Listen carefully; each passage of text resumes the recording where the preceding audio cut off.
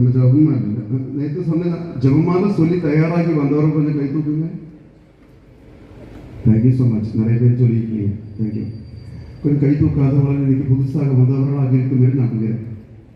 இது நாளைக்கு சொல்லிட்டு வர வேண்டாம். ஹல்லேலூயா. நேற்று சொன்ன மறைவுரை ஞாபகம் இருக்கா? ஜபத்தில் வளர்வதற்கு 4 காரியங்கள் சொல்லியிருந்தேன். முதலாவது, காப்பி அடிக்கக்கூடாது. எழுதி எடுத்தது மறுபடியும் பார்த்து சொல்லக்கூடாது. 3 எழுதி சொல்லணும். ஃபர்ஸ்ட், ஆழ்ந்த அன்புறவு வேணும். ஆழ்ந்த அன்புறவு வேணும். 2, ஆழ்ந்த நம்பிக்கையோடு ஜெபிக்க வேண்டும். 3, உணர்வுகளோடு ஆண்டவரை நோக்கி ஜெபிக்க வேண்டும். 3, 4, மனம் தவறாமல் நிரந்தரமாக ஜெபிக்க வேண்டும். Very good. முந்தானேக்கு சொன்னது ஞாபகம் இருக்கா? இறை வார்த்தையை பற்றி 4 பாயிண்ட் சொன்னாங்க. எது? சாப்பாடு. இறைவார்த்தை உணவாகணும்.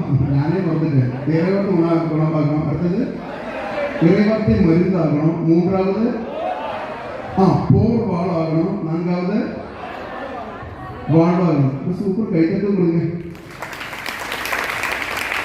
காலகட்டத்தில் பயங்கர எனக்கு ரொம்ப பிடிச்சிச்சு. நேற்று 9:45 ஆயிடுச்சு. அப்படி இருந்து நீங்கள் கலைந்து பார்க்கணும். இப்படியே பார்த்துட்டு இருந்தீங்க. விடிய வச்சா கூட வந்துருப்பீங்க போல தோணும். நல்ல மக்கள். Praise the Lord. ஹல்லேலூயா.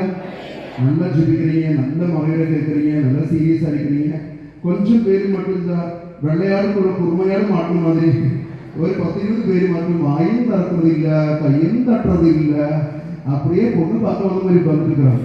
அதுவும் கூட தீர்ந்தனா எவ்வளவோ நல்லா இருக்கு தெரியுமா அந்த குரூப். ஹல்லேலூயா. சொல்லுமா ஹல்லேலூயா. இயேசுவுக்கே நன்றி. அன்பர்களே, ஒரு தனி மனிதன் ஆத்மீகத்தில் வளருவதற்கான வழிகள் சொல்லிக் கொடுப்பதுதான் இந்த கன்வென்ஷனோட நோக்கம்.